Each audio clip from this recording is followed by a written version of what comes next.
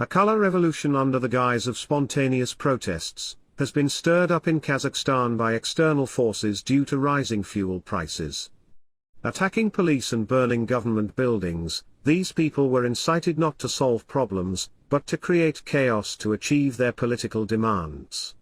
Speaking at a non-routine video conference organized by CSCE on January 10, Kazakhstan's President Tokayev said, "We are talking about an attempted coup d'état, the destruction of constitutional order, the disintegration of government institutions, the seizure of power."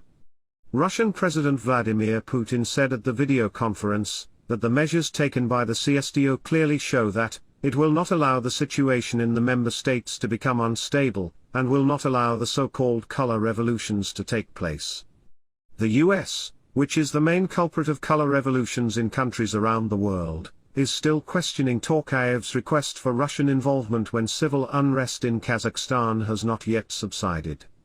In an interview with CNN, Secretary of State John Blinken said, "We really have questions about that. Why did they feel the need to request a Russian-led peacekeeping force?" At the same time, Blinken said Kazakhstan should have been able to handle the protests on its own in a peaceful way, and we asked for clarification on that.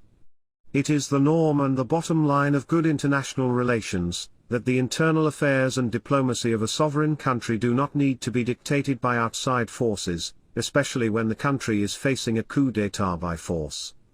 The US is so eager to try to interfere in the internal affairs of a country that has nothing to do with him. Obviously there are ulterior interests, and even it is involved in it. The US is the source of the world's color revolutions. With the support of the US government, there have been irreversible political changes in several countries, and even the people of some countries are still refugees, creating a huge obstacle to development in Europe and the Middle East. The United States, at this time, is still using its control of the American colonial democracy politics, greedily sucking the world's resources.